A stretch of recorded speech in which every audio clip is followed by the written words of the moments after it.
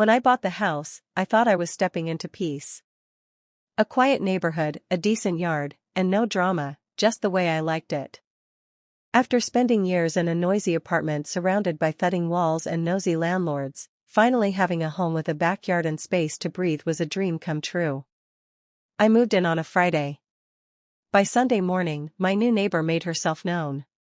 She was already outside when I came out to unpack some boxes from the garage. Mid-50s, platinum blonde bob cut, oversized sunglasses, yoga pants, and a permanent look of disapproval. She looked like she'd walked straight out of a "Don't Be Like Karen" meme.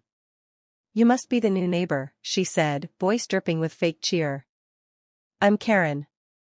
Welcome to the neighborhood." I forced a polite smile. "Thanks. I'm Alex. Just moved in from the city."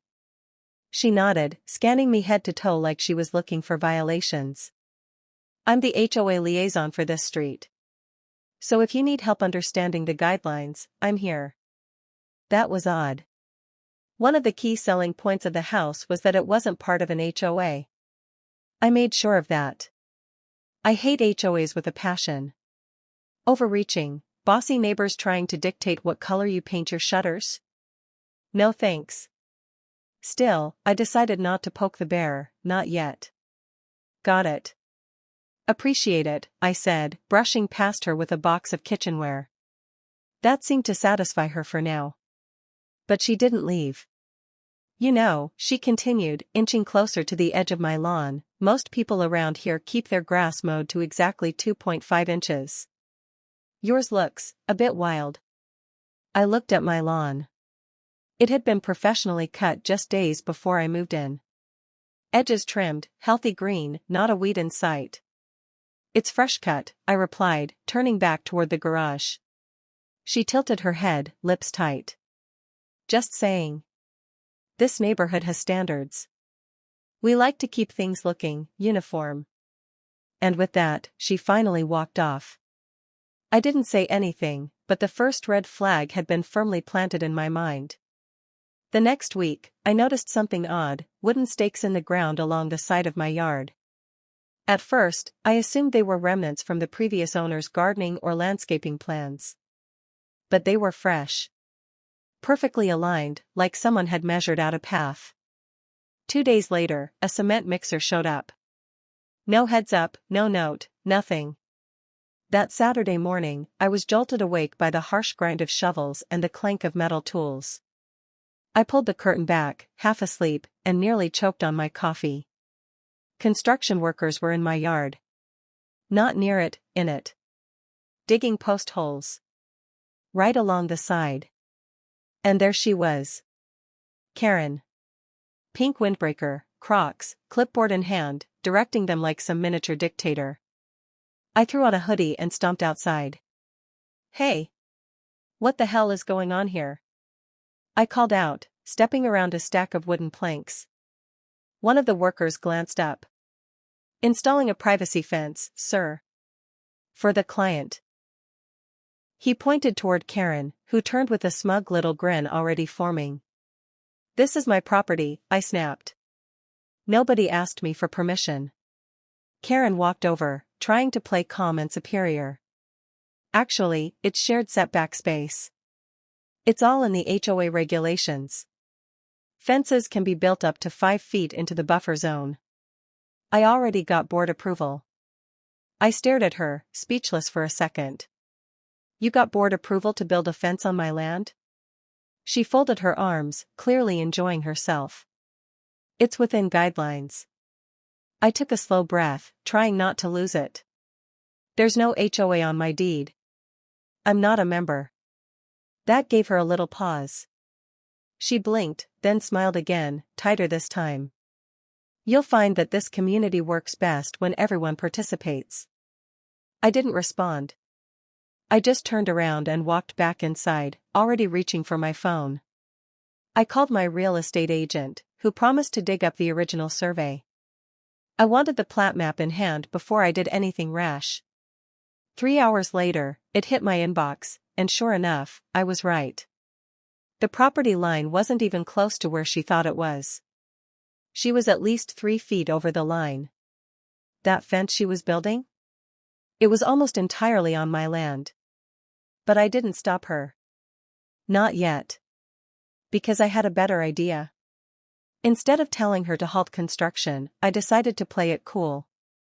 I thanked the surveyor, made a few copies of the plat map, and started doing a little more digging, literally and legally. I pulled up public land records, tax maps, utility easements, anything I could find related to our lots. And that's when I found it. The driveway she parked on every day, the one leading up to her garage? It wasn't on her property. It was on mine. That narrow strip of concrete she used daily wasn't included in her deed. Somehow, during a weird subdivision years ago, it had been allocated to the original owner of my house. No easement had ever been filed. Which meant, legally, I could fence it off if I wanted. Now the game had changed. I printed everything. Highlighted sections. Made notes. And I waited. Because if Karen wanted to play HOA queen and build her little empire on my dirt, she was going to learn the hard way what happens when you poke the wrong neighbor. I didn't have to wait long. By the end of the week, Karen's little fence was done, 6 feet tall, an eyesore of beige panels and mismatched nails that clashed with everything around it. But she stood next to it proudly like it was a damn piece of art. "You're welcome," she called over the fence one morning as I was sipping coffee on the porch. "Now we both have some privacy." Yeah. Privacy she built with my land, my sunlight, and without so much as an apology. That day, I started putting my plan into motion. First, I scheduled a surveyor to officially confirm the boundaries. I wanted paperwork with a seal, something undeniable, legal. While I waited for the date, I printed large copies of the plat map and taped them inside a folder I carried everywhere. I even color-coded the lines. Her lot was red. Mine was blue. The fence? Smack dab in the blue. The real kicker, though, was the driveway. I measured it myself with a tape and string line. 22 feet long, 10 feet wide, and entirely, on my side. Not a sliver crossed into her lot. I found myself grinning like a villain as I stood there looking at it. All those smug glances, those passive-aggressive HOA comments, the fake concern about neighborhood standards, it was time to give her a taste of her own rulebook. But I wasn't going to go nuclear. Not yet. First, I was going to rattle the cage. I waited until she had guests over. A little garden party in her backyard, clinking glasses, pastel tablecloths, light jazz wafting in the air. I took a walk around the front and staked 4 neon orange boundary flags directly along her driveway. Then I spray-painted the ground with a dotted blue line, the real property border. And I left it there. The next morning, she was banging on my door. "What is that supposed to mean?" she snapped, holding one of my flags like a weapon. I acted confused. "Oh, that? Just marking the property line. Had a survey done. Turns out your fence is 3 feet onto my land, and your driveway's sitting fully inside my lot." She stared at me. "That's impossible. We've been parking there for years." I smiled. "Doesn't change the facts." She sputtered for a second, then crossed her arms. "You're being ridiculous." "No," I said calmly. "I'm just participating in the community." "Isn't that what you said?" That hit her hard. She turned on her heel and stormed off. But it didn't end there. 2 days later, I got a letter in my mailbox, an official-looking document with a fake HOA logo and a notice of violation. Apparently, my unauthorized markings on the ground were a threat to neighborhood harmony. And the best part? It was signed by Karen. She'd literally typed it herself. That night, I took a walk with my phone and started snapping photos of the fence, the driveway, the property markers, even the bushes she had planted a little too close to the boundary line. Documentation, baby. If she wanted to play paperwork warfare, I was going to bury her in it. Then I filed a complaint with the county. Turns out, building a permanent structure like a fence even an inch onto someone else's property without a recorded easement? That's a zoning violation. Especially when the neighbor explicitly didn't consent. The county official who came by 2 days later was polite, professional, and entirely on my side. He measured the property, confirmed the overstep, took his own photos, and left with a copy of my survey and deed. Karen watched from her porch with binoculars like some low-budget spy movie. By the end of the week, she got her letter, an order to remove the fence or face a daily fine. Oh, and that wasn't all. I sent her my own notice, drafted by a real attorney friend of mine. It stated, in painfully specific legalese, that she was trespassing every time she used the driveway and that unless she either purchased an easement or stopped using it immediately, I would be forced to secure the property. The phrase alone must have sent chills down her spine. 2 days went by with radio silence. Then, just as I was trimming my front hedge, she approached me. No sunglasses. No clipboard. Just a strained smile and shaky voice. "I think we got off on the wrong foot," she said. "Maybe," I replied, not looking up. "I just didn't realize there was an issue with the property lines. It's probably an old error." I paused and turned to face her. "Karen, you tried to build a fence on my land without asking. Then you used a fake HOA letter to threaten me." Her face turned red, but she didn't deny it. "I was just trying to maintain standards," she mumbled. "Great," I said. "Then you'll understand why I'm asking you to remove the fence and stop using my driveway by the end of the month. Otherwise, I'll be forced to take further action." She opened her mouth, but no words came out. Just a slow nod, and then she turned and walked away. I thought that would be the end of it. But no. Karen wasn't done. Because a week later, I came outside to find a sign planted in my yard. "Warning, aggressive neighbor. Proceed with caution." I stared at it for a solid minute before laughing out loud. She had actually printed it. Laminated it. Stuck it in my lawn. That's when I knew this wasn't over. That sign in my yard? That was the moment I realized Karen didn't care about boundaries, legal or otherwise. This wasn't about rules or neighborhood aesthetics. This was a battle of egos now. And unfortunately for her, I had time, resources, and a growing fanbase online. I took a photo of the sign, posted it on a local Facebook group with the caption, "When your neighbor builds a fence on your land, parks on your driveway, then calls you aggressive." The post exploded. Hundreds of comments. Dozens of people laughing at the absurdity. A few offered legal advice. One even offered to design me a new fence with security cameras and barbed wire just in case. But I wasn't going to play into her little drama by reacting emotionally. No, I had a better plan. First, I printed a sign of my own. Same size. Same lamination. Mine read, "Warning, unauthorized structures will be removed at owner's expense."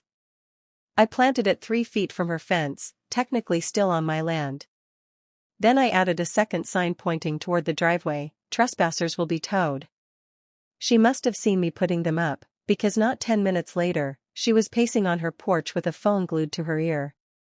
That afternoon, I got a visit from the police. 2 officers, polite but firm, asked if I'd threatened my neighbor or made any intimidating signs.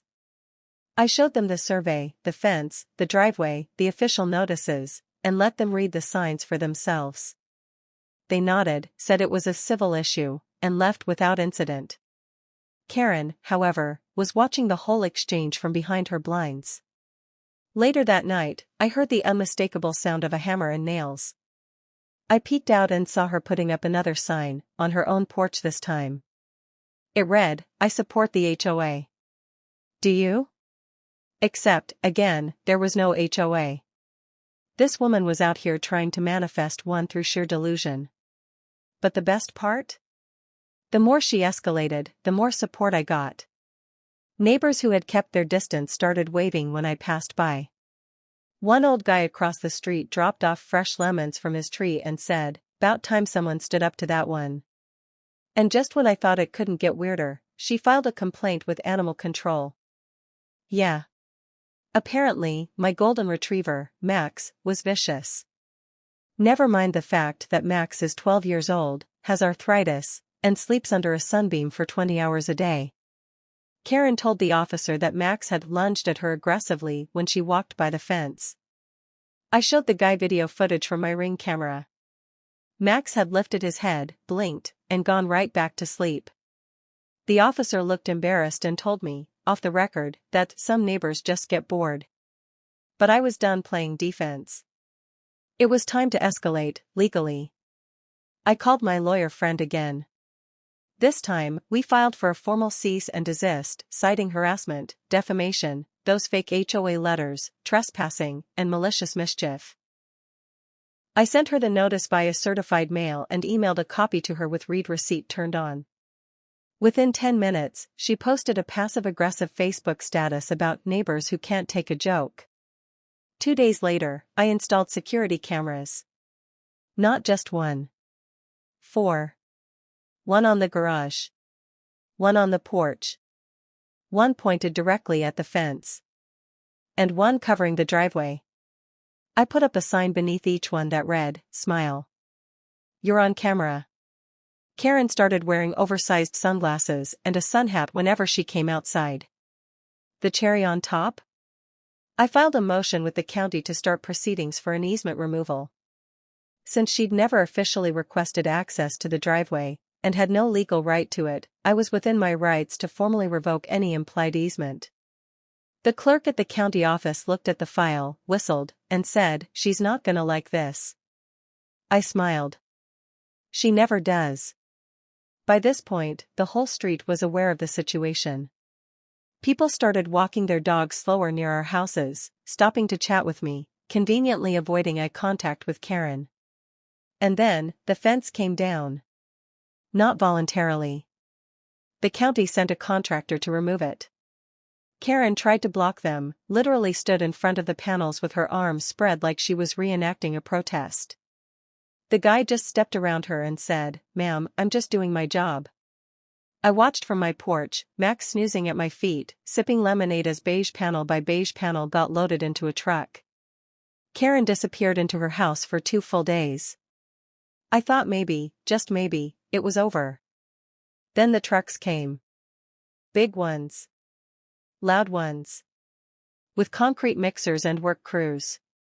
Karen had apparently hired a contractor to widen her side yard, pouring a new driveway extension entirely on her property. Legal? Yes. Spiteful? Absolutely. She even painted it pink. When the job was done, she stepped out in heels, walked to the edge of her new driveway, looked me dead in the eye, and said, "Problem solved." I smiled. Almost. She blinked. What? I pointed toward the county sign still stuck in her lawn, the one warning about the ongoing trespassing complaint. "You still owe for 6 months of illegal use. Back rent, per square foot." Karen's mouth dropped. "You're joking." "Nope," I said, pulling out the paperwork. "Invoice enclosed." And then I walked back inside. If Karen thought the invoice was a joke, the certified letter she received 3 days later definitely wiped the smirk off her face. It was an official notice, complete with itemized back rent charges for unauthorized use of the driveway, including fines for structural encroachment and legal fees. It wasn't about the money. Hell, I would have donated every cent to the neighborhood dog rescue if she'd just admitted fault. But no, Karen doubled down. She responded through a handwritten note, folded in a glittery card, like it was a birthday invitation. "I refuse to be extorted," it said in curly purple ink. "Any attempt to collect this fake bill will be met with legal action of my own." Challenge accepted. By the following week, I'd retained an attorney, filed a small claims suit, and submitted over 70 pages of documentation. Photos. Surveyor reports. HOA letters she fabricated. Video footage. Witness statements from neighbors who saw her using the driveway and boasting about how "the idiot next door can't stop me." Karen showed up to the court hearing dressed like she was attending a garden party, sun hat, floral print dress, huge sunglasses. She was representing herself, of course. I wore a suit. The judge, a no-nonsense woman in her 60s, raised an eyebrow when Karen started with a speech about how this was a matter of pride and community spirit. The judge cut her off. "This is a small claims court, not a poetry slam. Stick to facts." Karen turned red. I calmly laid out everything, chronologically, factually, with receipts. When I was done, the judge leaned back, looked over at Karen, and said, "Do you have anything to counter this?" Karen stood, hands shaking, and said, "He's just mean." The courtroom snickered. The judge ruled in my favor. Full amount. Plus fees. But the best part? She granted me permission to install a gate across the driveway. Electrically locked. Access controlled. Karen was now officially blocked in every way. And that's when she snapped. Later that evening, I came home to find the corner of my fence spray-painted with the word thief in giant red letters. My mailbox had been stuffed with glitter, and my trash cans overturned. There was also a pink flamingo lawn ornament stabbed into the dirt next to the driveway, with a note attached that said, "Some neighbors are just trash in disguise." Classic Karen. I filed a police report, handed over security footage, again, and installed motion-activated floodlights. Karen was officially on watch. That week, she stopped speaking entirely. No more yelling from the porch. No passive-aggressive signs. Nothing. I should have known the silence meant something worse was coming. The next Friday, around 7 a.m., a bulldozer pulled up in front of my house. No warning. No permit. No contractor signage. It parked right in front of the shared boundary and sat there, engine humming. I walked outside. Karen stood beside it, arms crossed. "What's going on?" I asked. She smirked. "Landscaping." "You're joking." "Nope. I've decided to beautify the shared property line. You'll thank me later." I walked straight inside and called the city inspector. Turns out, she'd filed for a landscaping permit that morning, trying to get ahead of any violations.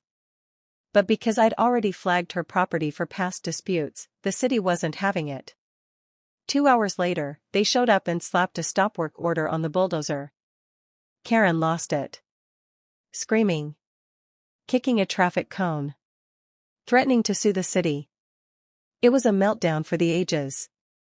I stood there sipping coffee, Max by my side, neighbors watching from their porches like it was primetime TV.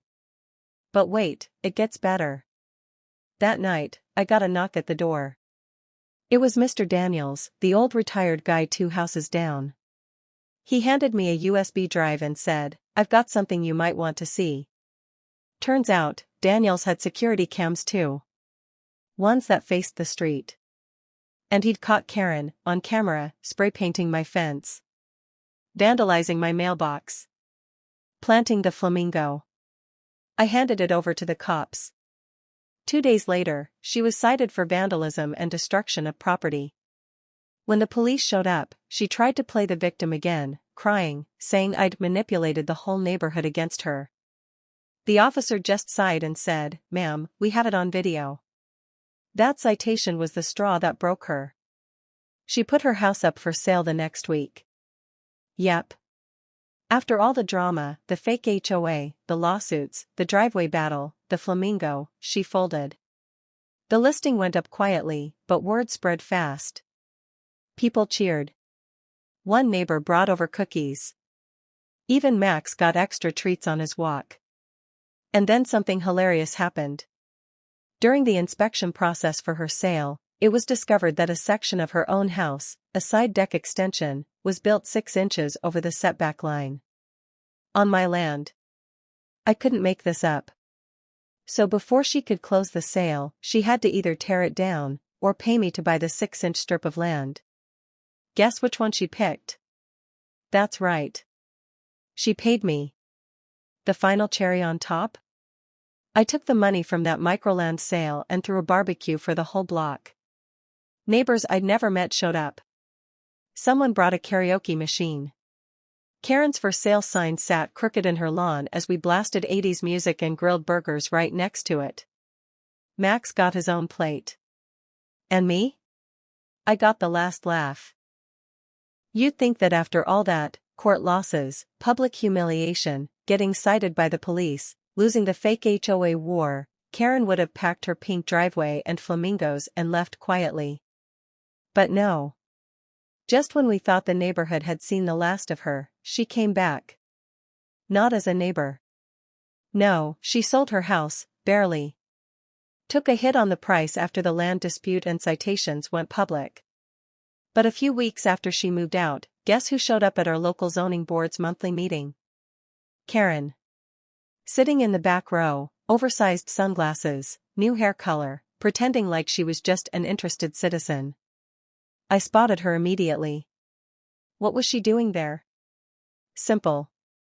She had filed a formal motion with the city proposing the creation of an official HOA in our neighborhood. Yeah. After she moved out. She wasn't done.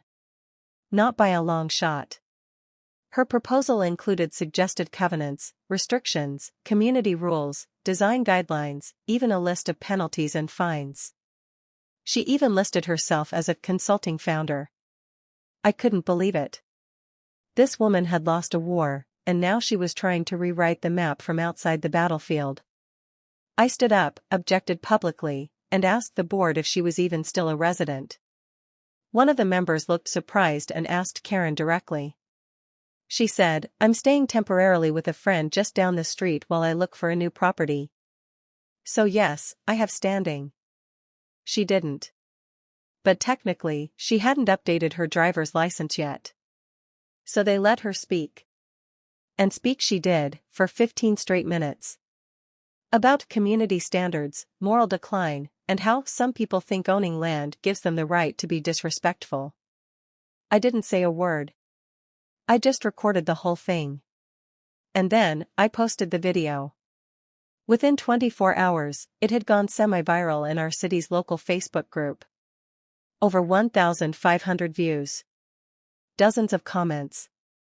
Most of them, not kind. Isn't this the same woman who forged HOA letters? Didn't she vandalize someone's house? She doesn't even live here anymore. People were furious. They showed up in droves at the next zoning meeting, 30-plus residents, all there to voice opposition. The board was overwhelmed. Karen came prepared with printed binders. They came with signs. One of them read, "No Karen's own." When the chair finally denied her proposal, citing conflict of interest and community backlash, she stormed out of the room like a tornado in heels.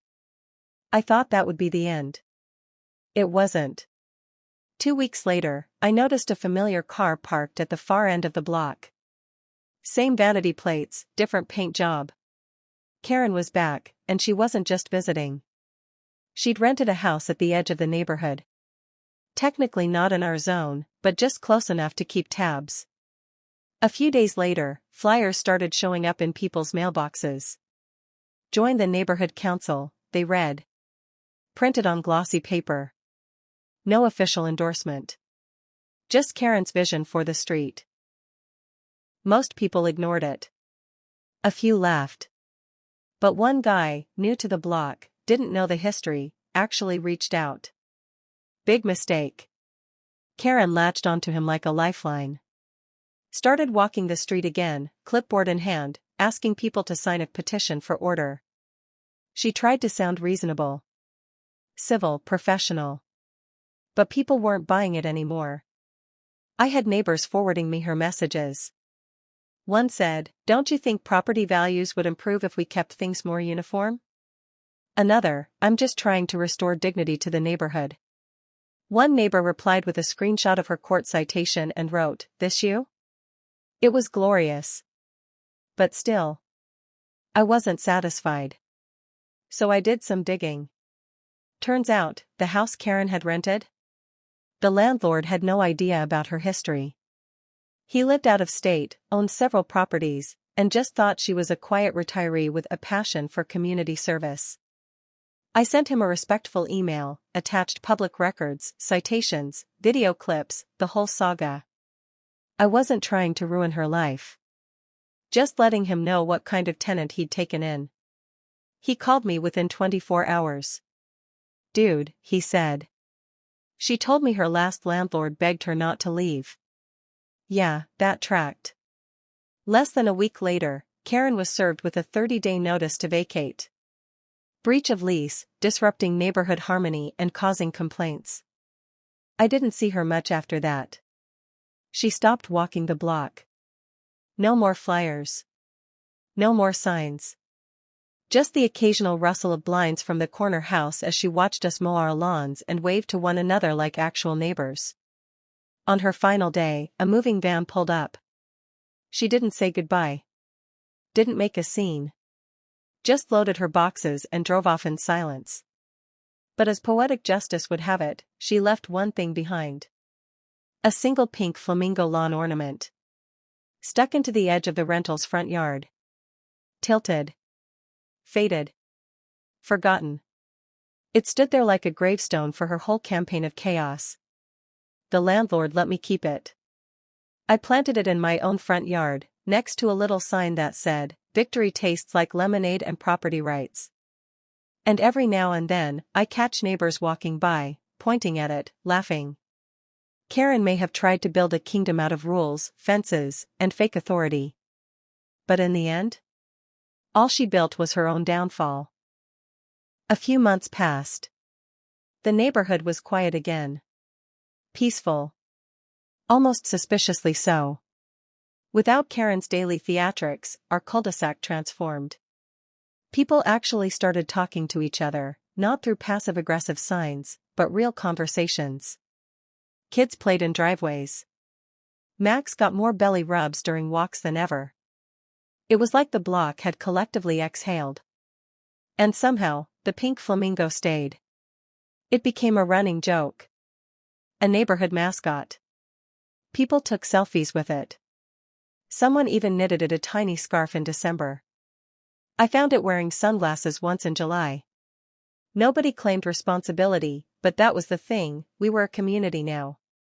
One bound together by the strange, shared trauma of surviving Hurricane Karen. It's funny how shared enemies can forge friendships. One Saturday afternoon, I got a knock at the door. It was Janelle, single mom from 3 houses down, holding a pie and a flyer. "We're starting a real neighborhood committee," she said. "Not an HOA. Just a group. Monthly potlucks, block cleanups, helping each other out." I looked at the flyer. No fines. No threats. Just neighbors. That line hit me harder than it should have. I showed up to the first meeting the next weekend. 15 people came. Someone brought a projector and showed the now famous zoning board video. Everyone laughed. It ended with a toast to not being Karen. That was the moment I realized something: the chaos hadn't destroyed us. It clarified us. Karen thought she could control us into order. But what she actually did was shake us awake. For the first time in years, I saw real unity. People helped repaint each other's mailboxes. One neighbor lent tools. Another started a shared garden plot in their backyard and let anyone contribute.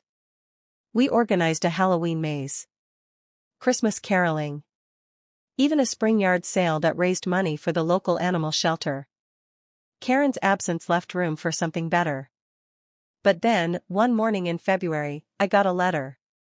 Not from Karen. From a publishing company. Apparently, someone had submitted a short story to a suburban lifestyle magazine. It was about a notorious neighborhood tyrant, a driveway, a pink flamingo, and one man stand for freedom. The editors wanted to turn it into a feature piece. I thought it was a prank, until I opened the email attachment. It was my story. Well, a version of it. Slightly exaggerated. Dramatic in all the right ways. But unmistakably based on everything that had happened. There was even a character named Marin. The author? Anonymous. At first, I was furious. Then I laughed. Then I figured out who wrote it. Daniels. Old Mr. Daniels, the retired guy with the security cameras, had taken our shared chaos and spun it into fiction. I called him up. Guilty, he admitted, chuckling. Had to change the names, but the story was too wild not to write. I sent it off as a lark. Didn't expect them to bite. You made me sound like Batman with a law degree, I said. You earned it. The story ran. Got picked up by a few online blogs. Someone on TikTok turned it into a dramatic reading. Another person emailed me asking if the flamingo was real. Of course it was. It stood proudly in my yard, now mounted on a little wooden platform with a plaque that read, "In memory of the chaos that brought us peace." I'd become something of a local legend, the guy who took down the fake HOA. The attention didn't last forever, thankfully. Eventually, things went back to normal. But better than before. There was no longer a shadow hanging over the street. We didn't fear letters in the mailbox. We didn't argue over fence colors or lawn lengths. We just lived. One evening, as I sat on my porch with Max and watched the sun dip behind the rooftops, I saw something that made me pause. A car. Slow. Black. Tinted windows. Rolling past like it didn't belong. It stopped 2 houses down. Waited. Then drove off.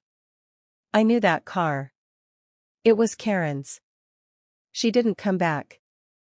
Didn't knock. Didn't try anything. Just drove by. Like a ghost visiting the ruins of an old empire. Maybe she missed the power. Maybe she was hoping to see something fall apart. Maybe she just wanted to be remembered. But the only thing left to remember her by was that flamingo.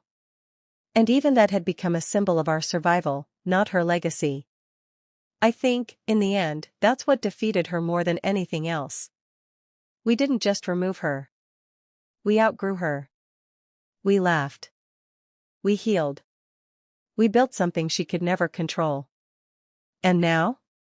Every year on the anniversary of the infamous driveway incident, we throw a party. We call it Flamingo Fest. People wear pink. We set up lawn games. Grill food. Share stories. Someone always brings up the court hearing. Someone else always impersonates her fake HOA voice. It's tradition now. Max gets a custom flamingo bow tie every year. Last time, Janelle gave a toast. She raised her glass and said, "To the neighbor who proved one person really can make a difference, and to the flamingo that survived it all." Everyone cheered. I didn't set out to be a hero. I just wanted to use my driveway. But what started as a ridiculous standoff over concrete and control became something bigger. A lesson. A community. A memory we'd laugh about for years to come. So if you ever find yourself in a battle with a Karen, a real Karen, not the meme, remember this. You don't have to scream louder. Just stand firmer. Be the calm in the chaos. And never, ever underestimate the power of a well-placed pink flamingo.